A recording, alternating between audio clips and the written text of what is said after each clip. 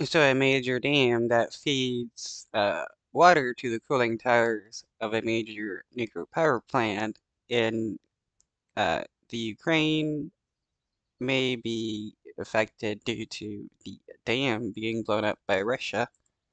And now back to the war in Ukraine. Kyiv and Moscow are blaming each other for the destruction of a major dam in a Russian-controlled area that has unleashed heavy flooding and forced major evacuations in an area close to a nuclear power plant.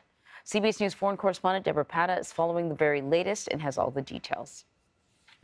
Drone footage shown on President Zelensky's social media channel revealed the extent of the damage to the Kakhovka power plant. The blast smashed through the dam wall, resulting in this massive breach.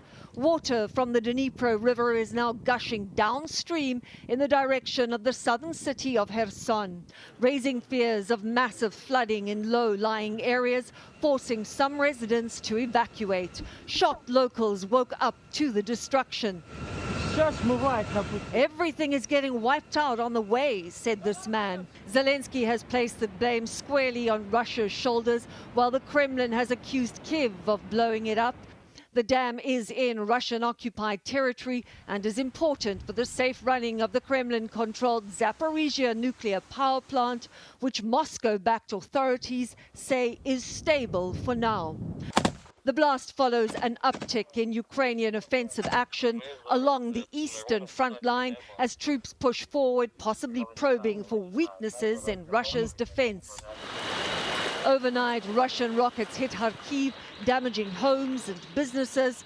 And the Kremlin once again targeted the Ukrainian capital, where Kyiv authorities said more than 20 missiles were intercepted. Well, Zelensky has convened an emergency meeting of the National Security and Defense Council, saying the destruction of the Kakhovka Dam confirms to the whole world that Russia should be expelled from every corner of Ukraine. Anne-Marie? This would have been a disaster even if this wasn't happening in the middle of a war.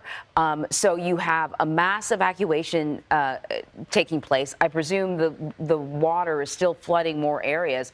What is the current situation there? And do we have any idea how this could have happened? Well, as we know for now that there are several concerns. The waters could reach critical levels in some areas towards Kherson in the south. Evacuations, as we know, are taking place. 850 people evacuated so far. Both sides of Russia and on the Russian and Ukrainian side of the river essentially are also evacuating people. And Kyiv officials have said it's created a humanitarian crisis and, importantly, an environmental one. The Kakhovka Dam is a very important water supply. Huge swaths of agricultural areas are fed by that dam. It's built on the Dnipro River, and the reservoir also supplies water, importantly, to the Crimean Peninsula, which was annexed by Russia in 2014, and is important also for the safe running of the Zaporizhia nuclear power plant, which is also under Russian control. Now, the Independent Atomic Energy Agency has also been informed, and they say they're monitoring the situation, but that there appears to be no immediate nuclear safety risk to the plant right now. Zelensky, at this moment, is convening an emergency meeting to discuss the situation.